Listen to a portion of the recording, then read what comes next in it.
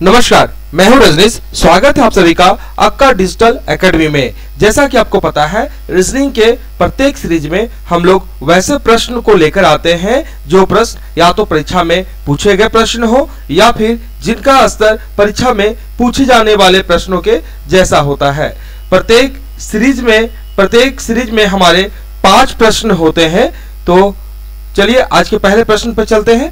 हमारा पहला प्रश्न है, एक फोटो की ओर संकेत करते हुए विकास ने कहा, वह मेरे दादा के इकलौते पुत्र की पुत्री है। विकास का फोटो वाली लड़की के साथ क्या संबंध है? तो ये रिलेशनशिप का क्वेश्चन है रीजनिंग का। तो जब भी इस तरह का क्वेश्चन, इस तरह का प्रश्न अगर पूछा जाए तो आप क्या करेंगे? सबसे पहले एक जो डायग्राम है वो ड्रॉ करेंगे। जैसे देखिए इसमें क्या कह रहा है कि वो मेरे दादा, विकास क्या बोल रहा है एक फोटो की तरफ दिखाते हुए कि वह मेरे दादा के इकलौते पुत्र की पुत्री है। तो मान लीजिए ये दादा हो गए, ये दादा हो गए, ठीक है ना, ये हो गए दादा, ठीक है, डी मतलब दादा मान लीजिए, ठीक है। तो दादा के इकलौते पुत्र हो गए, ये दादा के इकलौते पुत्र हो गए, ठीक है ना। तो दादा के इकलौते पुत्र है, विकास के दादा के इकलौते पुत्र है, तो क्या हो गए उसके, विकास के फादर हो गए, राइट। ये विकास के फादर हो गए, ठीक है। अभी क्या कहता है कि भाई इकलौते पुत्र की पुत्री है। यहां पे कौन है? हाँ, एक दादा के इकलौते पुत्र की पुत्री है, डॉटर है, राइट। तो ये दादा हो गए, ठीक है ना। तो देखिए क्या है कि ये दादा के इकलौते पुत्र क्या हो गए? विकास के भी फादर हो गए ना, ठीक है। ये क्या हो गए? विकास के भी फादर हो गए। अच्छा, अब ये कहता है जो दादा के इकलौते पुत्र हैं उनकी पुत्री, तो ये इकलौते पुत्र की पुत्री क्या हो गए? दादा की पोती हो गई, राइट। और ये इकलौते पुत्र मतलब विकास के पिताजी हो गए। तो विकास के पिताजी हो गए तो उनके पुत्री, विकास की पिताजी की पुत्री विकास की क्या लगेगी? सिस्टर लगेगी, बहन लगेगी, ठीक है। तो रिलेशनशिप का जब भी प्रश्न पूछा जाए एक डायग्राम ड्रॉ कर लीजिए, ठीक है ना, और वहां से आप रिलेशनशिप फाइंड करना बड़ा आसान हो जाता है। यही तरीका है रिलेशनशिप के प्रॉब्लम को डील करने का। खुद से ना उलझे, ये उसका वो किसका, राइट। एक डायग्राम ड्रॉ करें, डायग्राम ड्रॉ करने से सारा चीज जो है वो क्लियर हो जाता है, ठीक है। डायग्राम सही ढंग से ड्रॉ करेंगे, प्रश्न के अनुसार करेंगे तो सॉल्यूशन भी फटाफट और 100% सही मिलेगा। चलिए दूसरे प्रश्न की ओर चलते हैं। दूसरा प्रश्न हमारा है कि आप इस डायग्राम में देख रहे हैं, ठीक है ना। अभी कहता है कि जो यहाँ पे कौन सा आकृति होना चाहिए। तो इस आकृति को देखिए, इस आकृति को देखिए, ठीक है, फिर इस आकृति को देखिए। तो क्या लग रहा है भैया? इसमें 2 साइड है, यहाँ पे 3 साइड हो गया और यहाँ पे आता था 4 साइड हो गया। मतलब जैसे जैसे आगे बढ़ रही है आकृति, उसमें एक एक साइड क्या हो रहा है? इंक्रीज हो रहा है। तो एक बात बताओ, यहाँ पे 2 है, यहाँ पे 3 साइड है, राइट, और यहाँ पे 4 साइड है। तो आगे में क्या होना चाहिए? 5 साइड होना चाहिए, 5 साइड होना चाहिए। चलिए ठीक है, बिल्कुल कॉन्सेप्ट क्लियर है। तो देखिए अब आंसर आकृति में कौन सा ऐसा आकृति है जिसके 5 साइड है? क्या इसके 5 साइड है? नहीं है। तो क्या हो जाएगा? ये गलत हो जाएगा। इसके 5 साइड नहीं है भाई, ये गलत हो गया, राइट। चलिए इसके क्या 5 साइड है? 1 2 3 4 5 6 साइड है, तो ये भी गलत हो गया। इसके कितने साइड है? 4 साइड है, तो ये तो इसके बराबर हो गया। तो ये जो ऑप्शन है ये क्या हो गया आपका? गलत हो गया, राइट। तो सही कौन सा है, राइट। अब सही कौन सा है? सही आपका 2 नंबर ऑप्शन है। क्यों? क्योंकि इसके 5 साइड हैं, 1 2 3 4 एंड 5, राइट। तो ये जो ऑप्शन नंबर 2 है हमारा सही आंसर है। ऑप्शन नंबर 2 हमारा सही आंसर है। अगले प्रश्न की ओर चलते हैं। हमारा अगला प्रश्न है, गाजर भोजन एवं सब्जी को कौन सी आकृति निरूपित करती है? तो देखिए वेन डायग्राम का प्रश्न है और बहुत ही अच्छा प्रश्न है, ठीक है। कंफ्यूज नहीं होना है, रिलेशनशिप के अनुसार डायग्राम को देखना है, डायग्राम ड्रॉ है या नहीं है, ठीक है। चलिए हम 4 नंबर ऑप्शन से चलते हैं। 4 नंबर ऑप्शन में क्या कह रहा है? इस तरह से डायग्राम बता रहा है। क्या ये होगा? क्या होगा? गाजर भोजन और सब्जी। तो भाई ये वाला जो डायग्राम है और इस डायग्राम से क्या लग रहा है कि ये जो दोनों हैं दोनों में आपस में संबंध नहीं है। ऐसा कैसे हो सकता है भाई? सब्जी है, गाजर है, भोजन है, ये तीनों तो मिले हुए हैं, राइट, तीनों में संबंध है, ठीक है ना। तो इस डायग्राम में क्या लगता है कि दो से संबंध है, ठीक है ना, और तीसरे से संबंध नहीं है। तो भाई क्या होगा? चौथा नंबर ऑप्शन आपका गलत हो जाएगा, ठीक है। अब इसमें देखिए, इसमें क्या कह रहा है कि ऐसा है कि आपका एक तो हो गया, चलो ठीक है, ये भोजन हो गया और ये सब्जी हो गया, ये गाजर हो गया, ठीक है ना। तो ये आपस में जो है, हाँ, तो क्या इस तरह होगा? ये भी गलत है आपका। क्यों गलत है? ठीक है ना, क्योंकि यहाँ पे आपका भोजन के अंदर क्या आ जाएगा? सब्जी। सब्जी के अंदर क्या आना चाहिए? गाजर, ठीक है ना। तो ये जो आपका है, ये जो आपका डायग्राम है, ये इस संबंध को नहीं दर्शाता है, इसलिए ये भी गलत है। ऑप्शन नंबर 3 को देखिए। ऑप्शन नंबर 3 में क्या कह रहा है, ठीक है ना, कि ये एक, मान लीजिए ये भोजन है, ठीक है, तो ये सब्जी से थोड़ा सा म्यूचुअल इंटरेक्शन इसका और इधर गाजर से है, ठीक है ना, लेकिन ये भी संबंध को दर्शाने में विफल है, ये भी गलत हो गया। चलिए हम ऑप्शन नंबर 1 पे चलते हैं। ऑप्शन नंबर 1 पे चलते हैं। क्या करता है ऑप्शन नंबर? भाई गाजर है ना, सब्जी की श्रेणी में आ जाएगा। गाजर क्या होता है? एक सब्जी तो होता है, ठीक है, एक गाजर क्या होता है? एक सब्जी होता है, ठीक है। तो आप सब्जी के गाजर जो है सब्जी के अंदर आ जाएगा, ठीक है। और भोजन, सब्जी क्या है? भोजन है, राइट, भोजन के अंदर ही तो आएगा ना सब्जी, राइट। तो इस तरह का रिलेशनशिप होगा। ये पहला नंबर ऑप्शन आपका सही ऑप्शन है, क्योंकि इस रिलेशन को, गाजर, भोजन और सब्जी के रिलेशन को बखूबी रूप से प्रदर्शित कर रहा है, राइट। ये देखिए, ये आपका गाजर है, ये आपका सब्जी है, ठीक है ना, और ये आपका भोजन है, राइट। तो भोजन के अंदर सब्जी आ गया, सब्जी के अंदर गाजर आ गया। कहीं कंफ्यूजन होने की जरूरत नहीं है, कॉन्सेप्ट क्लियर है, राइट, कि भोजन के अंदर सब्जी आ गया, सब्जी के अंदर गाजर आ गया। बिल्कुल क्लियर कॉन्सेप्ट है, कोई दिक्कत नहीं। चलिए अगले प्रश्न की ओर चलते हैं। अगला प्रश्न कहता है कि बुक, लाइब्रेरी, बुक तो लाइब्रेरी, तो फाइल इधर है राइट साइड में, राइट। यहाँ पे क्या है?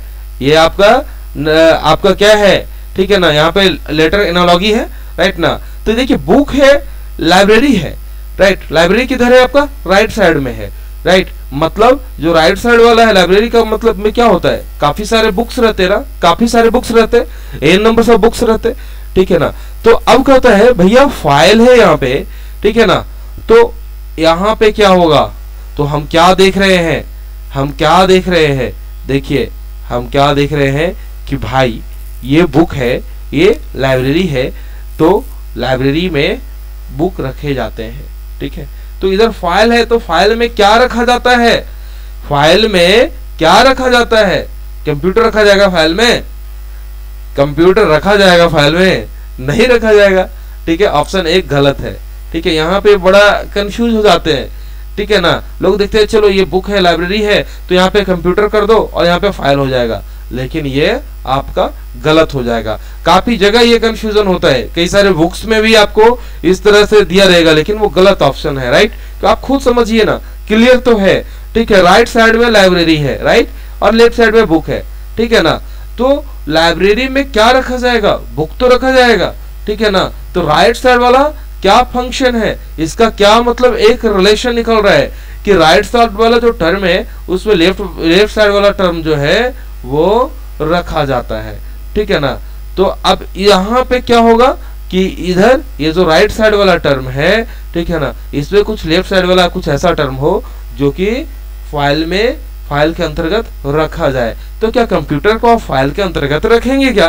ठीक है, सवाल ही नहीं उठता, इसलिए वो गलत है। फोल्डर, ठीक है ना, तो ये भी गलत है, क्योंकि फोल्डर के अंदर फाइल रखा जाता है, फाइल के अंदर फोल्डर थोड़ी रखा जाता है, ठीक है। बाइट्स, तो ये दोनों ऑप्शन तो गलत हो गए। अब देखिए यहाँ पे बाइट्स है, यहाँ पे डाटा है, ठीक है।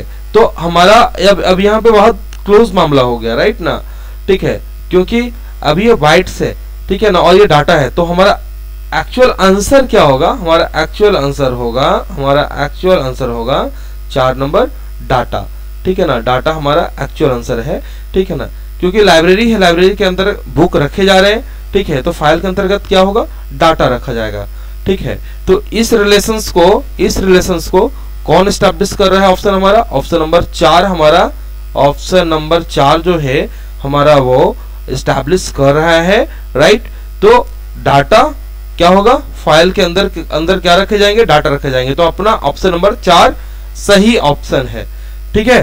तो कंफ्यूज नहीं होइएगा, जहां भी अगर कंप्यूटर दिया हुआ हो तो वो गलत ऑप्शन है, बिकॉज कैसे हो सकता है, राइट साइड में लाइब्रेरी है और राइट साइड वाला जो टर्म है वो क्या है, लेफ्ट साइड का जो टर्म है वो राइट साइड वाले टर्म के अंदर है, मतलब लाइब्रेरी में बुक रखे जा रहे हैं, राइट ना, ऐसा फंक्शन है, ऐसा रिलेशन है। तो फाइल में क्या रखा जाएगा, अरे डाटा रखा जाएगा, बहुत सारे डाटा रखे जाएंगे, ठीक है, बहुत सारे डाटा रखे जाएंगे। तो ऑप्शन नंबर 4 हमारा सही आंसर है। चलिए हमारा अगला प्रश्न है, बड़ा ही मजेदार प्रश्न है। देखिए इस तरह के प्रश्न में हम लोग करते क्या है, बहुत ज्यादा समय नहीं देना है, ठीक है ना, बहुत आसानी ढंग से आप समझ चुके हैं कॉन्सेप्ट को। पहले वाली सीरीज में हमने कॉन्सेप्ट का मैं हमेशा जिक्र करता हूं, तो कॉन्सेप्ट को फिर समझिएगा, फिर मैं दोबारा बताता हूं आपको। ये टर्म हमें फाइंड आउट करना है, राइट, हमें ये टर्म फाइंड आउट करना है। तो हम क्या करेंगे, इस रो के जो टर्म्स हैं, मान लीजिए इस रो में ये टर्म है 21, राइट, तो ये 21 इस कॉलम में कैसे आया वो रिलेशन फाइंड आउट करेंगे, ठीक है, और सेम रिलेशन को हम यहाँ पे इंप्लीमेंट करने का ट्राई करेंगे, और अगर वो रिलेशन इंप्लीमेंट हो गया तो वही रिलेशन वही फंक्शन हम यहाँ पे पुट कर देंगे और इस वाले टर्म को फाइंड आउट कर लेंगे। तो देखिए यहाँ पे क्या है कि 2 है, 1 है, 20 है, राइट ना। तो हमें कुछ ऐसा रिलेशन निकालना है इस कॉलम में कि ये 21 आ जाए। तो ये 20 है, ये 2 है, ठीक है, ऐसा करते हैं कि इसको 20 और 2 को जोड़ देते हैं। तो क्या हो गया 22, ये क्या हो गया, ये दोनों को जोड़ दिया हमने तो 22 हो गया ना, राइट। तो 20 को ऊपर वाले से हमने जोड़ा 2 से, तो क्या निकल गया 22, और एक डिक्रीज कर देंगे तो क्या हो जाएगा, इस वाले से डिक्रीज कर दीजिए, -1 कर दीजिए, तो क्या निकल जाएगा 21। चलिए एक रूल तो निकल गया, मेरे को एक फंक्शन निकल गया जिसके द्वारा हमारा ये 21 है। हमने क्या किया, ये वाला टर्म और ये वाला टर्म को जोड़ दिया और उसके योगफल से इसको घटा दिया, ठीक है, तो मेरे को ये प्राप्त हो गया। क्या सेम चीज यहाँ पे इंप्लीमेंट होता है, क्या सेम चीज, सेम रूल, सेम फंक्शन इसमें इस कॉलम में इंप्लीमेंट होता है? चलिए देख लेते हैं। ये 23 है, 1 है, दोनों को ऐड कर दीजिए। 23 प्लस 1 क्या हो जाएगा, 23 प्लस 1 क्या हो जाता है 24, राइट। तो 24 हो गया। अब इसमें -2 जो है वो घटा दीजिए, ठीक है, तो क्या आ रहा है आपको 22। अरे 22 आ गया भाई, 22 आ गया, यही 22 तो ये है यहाँ पे, है ठीक है ना, यही 22 तो है यहाँ पे। तो मतलब क्या है कि ये हमारा ये जो है इसका मेरे को रूल पता चल गया कि प्रत्येक कॉलम में इसका फंक्शन क्या है, ये वाले टर्म का, ठीक है ना, इस रो का जो प्रत्येक टर्म है उसका फंक्शन क्या है उस पार्टिकुलर कॉलम में, राइट ना। तो अब मुझे यहाँ निकालना है, तो हम क्या कर देंगे, कैसे निकलेगा भाई, ये 43 है, ये 2 है, तो दोनों को ऐड कर दो ना, ठीक है। तो 43 प्लस क्या हो गया, 43 प्लस 2 हो गया, राइट। क्या हो गया, ये हो गया आपका 45, ओके, ये हो गया आपका 45। चलिए तो ये वाला टर्म डिक्रीज भी तो करना है हमें, हा? तो हमने अब इसको डिक्रीज कर दिया, ठीक है ना। तो क्या हो गया, ये 40 हो गया, ओके। अभी क्या हो गया 40। तो चलिए ऑप्शन कौन सा है 40, देखिए फटाफट देखिए ऑप्शन 40 कौन सा है। ऑप्शन 40 1 नंबर है, राइट। मतलब ये हमारा 1 नंबर ऑप्शन सही आंसर है 40, राइट। तो ये टर्म क्या होगा हमारा, ये टर्म हो जाएगा हमारा 40, ओके। कैसे होगा देख लिए, काफी आसान है, ठीक है ना। चलिए ठीक है मित्रों, तो हमारे इस चैनल को सब्सक्राइब कर दीजिए, लाइक भी कर दीजिए वीडियो पे, और जहां होता है जितना होता है हमारे इस वीडियोस को, हमारे इस सीरीज के प्रत्येक वीडियोस को आप शेयर कीजिए, ताकि हमें भी प्रोत्साहन मिले और हम आने वाले जो सीरीज है और भी बेहतर क्वेश्चंस के साथ हम लोग ला सके, आपके सामने प्रस्तुत कर सके। धन्यवाद।